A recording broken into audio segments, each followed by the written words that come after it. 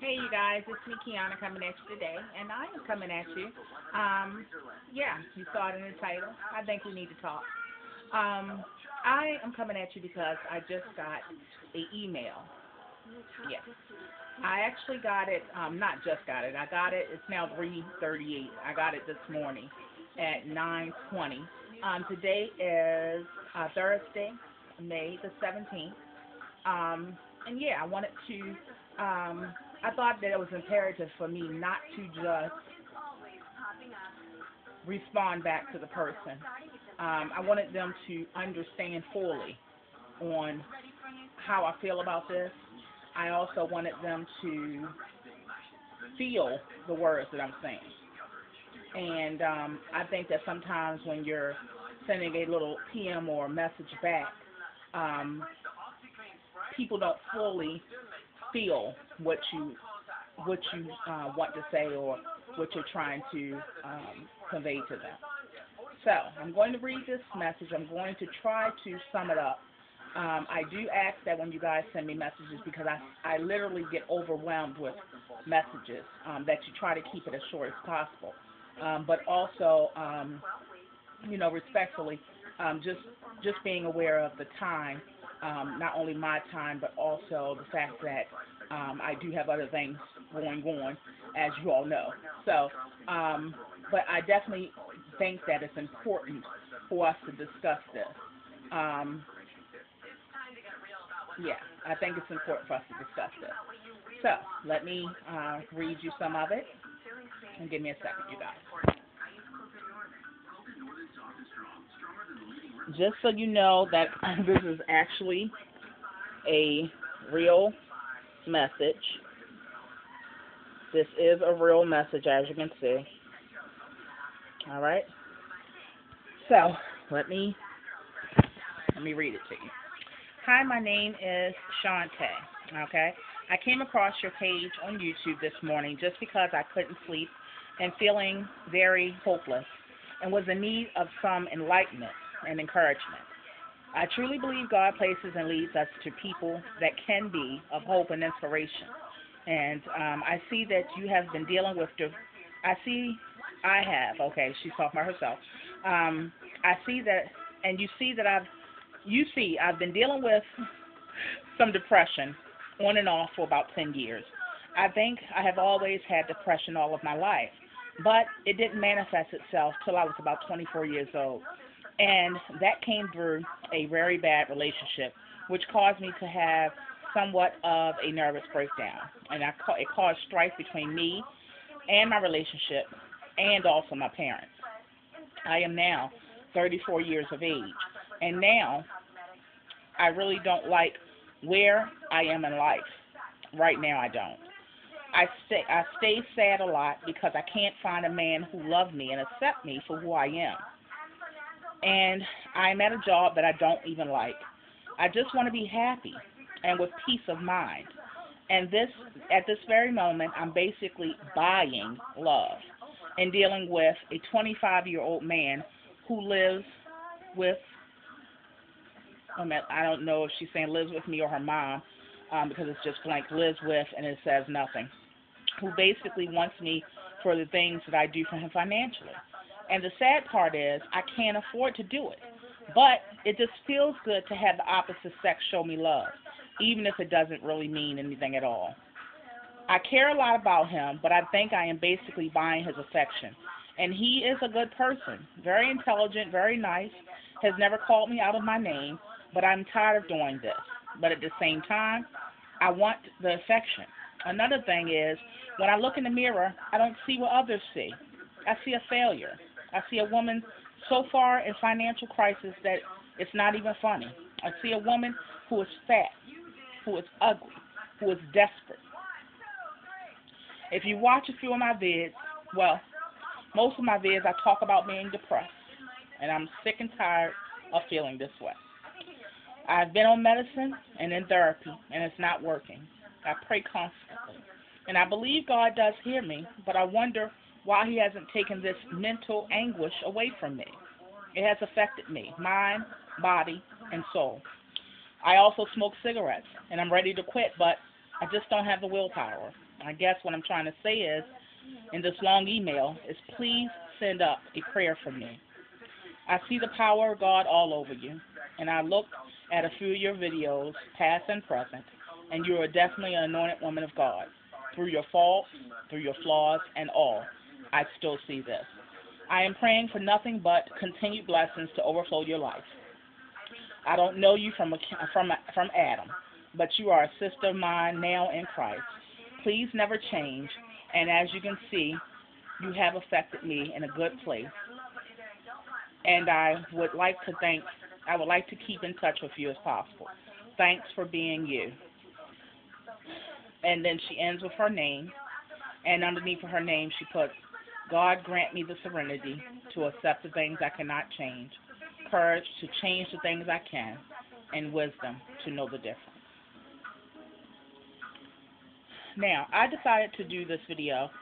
The reason why is because not only did this message actually touch me, but I think that many women silently, whether a BBW, whether light skin, dark skin, fat, small, I think that there's a lot of women that silently go through these things.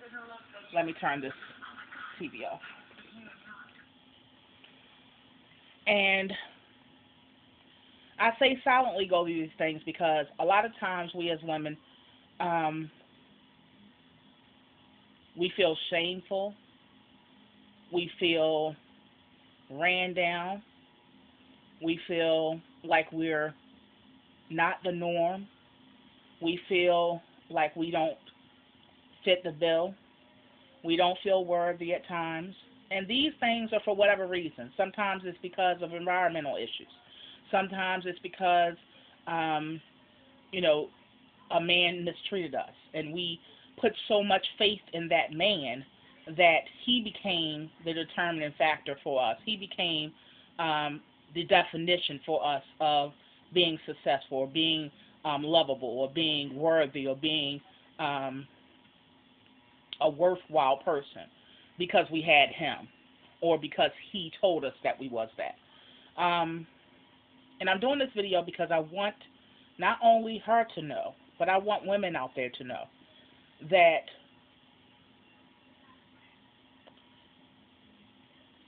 you do not have to settle for good enough. You do not have to settle for crumbs. You do not have to settle for what society says is the norm. You don't have to settle, period. Now, when I say we don't have to settle, I'm not saying that we shouldn't compromise. I think that we all compromise because you are in fact flawed. And because you are flawed, somebody that loves you has compromised, because it's something about you that irks them sometimes. It's something about you that doesn't make them happy all the time. It's something about you that they would love if you could change.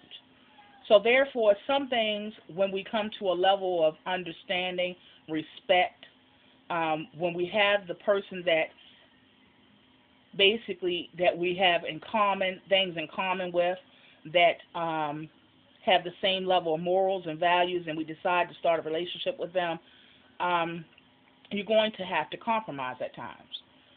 But we should not be compromising things that really help mold us. We should not be compromising our values. We should not compromise our morals. We should not have to compromise things that our soul and spirit and heart needs. Those things we shouldn't compromise. And sometimes, because even myself, if you've watched me long enough, you know that I've shared a lot of things on YouTube. I've shared a lot of things, ups and downs. And I've done so because this is a journey for me, and it's turned into a growth journey for me. I do believe, as I've always said, that we are supposed to grow, and we're supposed to move forward, and we're supposed to do better and aim for better. And in my journey, that's what you're going to see, and that's what you've in fact seen. That's why I've left certain videos up. That's why I've I've embraced the fact that certain things I have been through. And I enjoy going back looking over it because it shows exactly that growth. And I've shared that I married my ex-husband because of reasons other than love, because I settled, okay?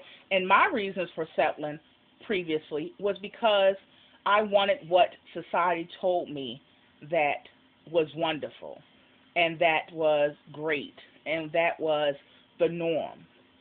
And I also married because he was a great business partner for me. I married for things other than love. Now, I loved him, but I wasn't in love with him. And I settled. Well, what settling does is it basically prolongs the inevitable, okay? And what I'm saying that to say all you're doing is fixing something for right now. It's like putting a Band-Aid where it needs a cast, okay? I stayed for a long time, several years, okay? I got married very young, and I stayed several years. And all I did was prolong what was going to happen anyway, which was divorce, okay? So I say this to you. Work on who you are. You don't have to take the crumbs that he gives, because that's what he is. That brother is crumbs, because he's given the bulk of him to that woman that he loves, to that woman that and let me rephrase that, because if he's cheating on her with you, he does not love her. It's a level of respect, a level of morals. It's a level of a man will place you high if, in fact, he truly loves you. Okay, a lot of people don't see it that way, but a man will do what you allow him to do. And if he thinks that he can get away with it, you better believe that he's going to do it. And it's up to you to know who you are and whose you are, and to fully know that.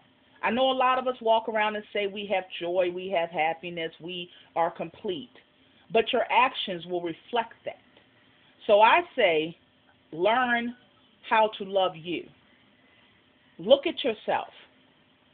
And I'm not talking about just focusing on what you perceive as flaws. I'm talking about looking at yourself, not just the physical, because this is just an outer shell, okay? Yes, some of us have abs of steel. Some of us have beautiful faces. Some of us have the most pretty eyes.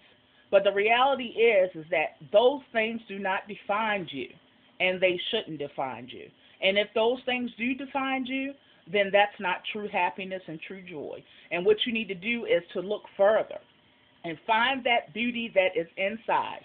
And once you find that beauty, then crumbs will not any longer fill you. They will no longer, you will no longer accept crumbs. They won't even be an option at all. And he knows. You better believe that brother. He could be dumb as rocks about some things. But when it concerns a man knows certain things. They could be dumb as rocks about life, or about succeeding, or about holding a job. But you better believe he can pick up on the woman in the crowd out of Walmart who got low self-esteem. And he's playing on that. Sure, he's nice to you. You know why? Because he knows if he gives you just enough crumbs that you're going to eat it up and you're going to be okay with it. You're going to not be full, but you're going to be satisfied. And that's why he's making sure. Oh yes, he's going to be nice. The men that juggle multiple women and cheat, and you better believe they on their A game. They treat all the women nice. How do you think they're able to get them? They treat all of them nice. Make sure their hair's cut to a T all the time. Skin is nice and flawless. Oh yeah, they on their end game. clothing, nice, ironed and pressed and clean, smelling good. Yeah, that's how they're able to get multiple women. How do you think they're able to do it? But that doesn't mean that they're a man of substance. That don't mean that they have character. That don't mean that they have a certain value system or a certain moral system. So I say, learn you. Get to know you. And I'm not talking about the superficial. I'm not talking about the external. I'm not talking about those things, because those things, men will use your body at their disposal. So I'm not talking about that. Okay? They'll use you. If you're pretty, they'll use you for arm candy. If your body banging, they'll use you to hump on. So that means nothing. Okay? But for somebody to see value in you beyond those superficial things, you need to see value in you. And you work on that. Now, I know that you said you've prayed. Just like the song says, you've prayed and you cried. You've prayed and you've cried. I say continue to do so. Because our timing is not God's timing. But I say this, be obedient, be consistent, and place Him first. Not your depression, not His miracles, awaiting His miracle. Place Him first. Seek His face. And in His timing, everything else will follow. So I hope this has helped someone in some way. In helping, I think that we reveal a lot of things about ourselves. Sometimes people use them against us. Sometimes they don't. But regardless of whatever happens, the fact is that we are supposed to help one another. This should come natural. And I hope that this has helped you, whether it's this sister or another sister, whether it's a big woman or a small woman, whether it's a white woman or a black woman. We have something in common. We are all women, and we are all daughters of God. So on that note, you guys, I love you all so much. I'll talk to you guys later. Be blessed.